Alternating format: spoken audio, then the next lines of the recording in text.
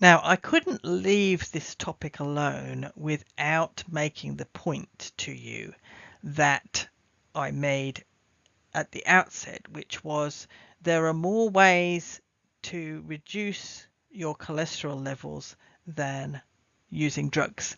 So this table is basically pointing out, look, here are the drugs we've dealt with, and this is what they do to both HDL and LDL. But also here are other effects on the same table that can also push LDL up, down, and HDL up or down. So let's just run through this quickly. So we've seen that the statins have the ability to raise HDL and lower LDL. That's great. The fibrates we've seen can do the same thing. So the first and second line treatments for raised cholesterol have both of those effects. But then we come to ezetimibe. The main action there is to lower LDL, as it is with evolocumab. But now let's look at the other things. Alcohol will tend to raise HDL. Now, I would say if you're going to take this seriously, you probably need to use a nice red wine to raise your HDL properly. Smoking will lower HDL, and therefore giving up smoking will result in an increase in your HDL levels, which would be beneficial.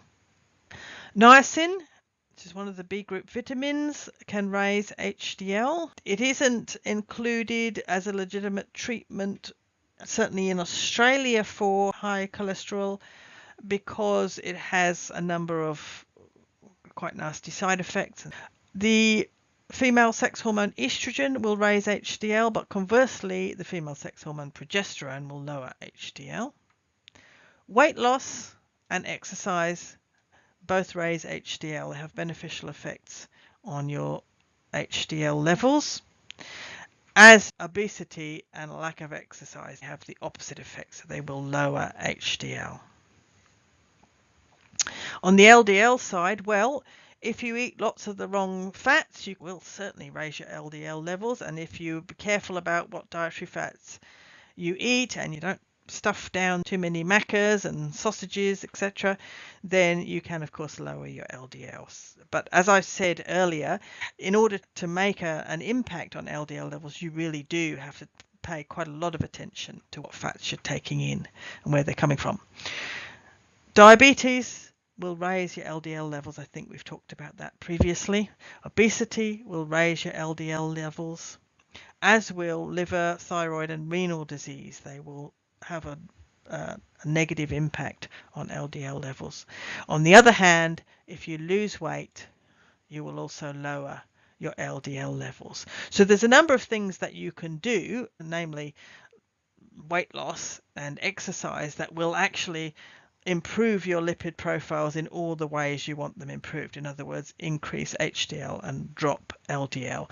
But notice this sort of perfect storm that comes along when you start to put on weight, which increases your risk of diabetes, which increases your LDL levels, which drops your HDL levels. You can see the metabolic syndrome gathering around the person who has these multiple lifestyle risk factors for cardiovascular events, heart attacks, and strokes.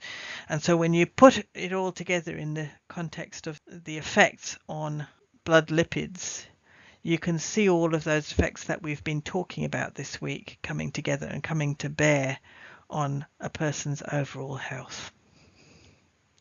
So it's important not to drop these things out of people's regime to improve their lipid profiles and their health, of course. However, I don't think anybody would argue that it's much easier to take a statin than it is to reduce your LDL by controlling your diet and by losing weight and increasing exercise. So it will often be the preferable way for many people.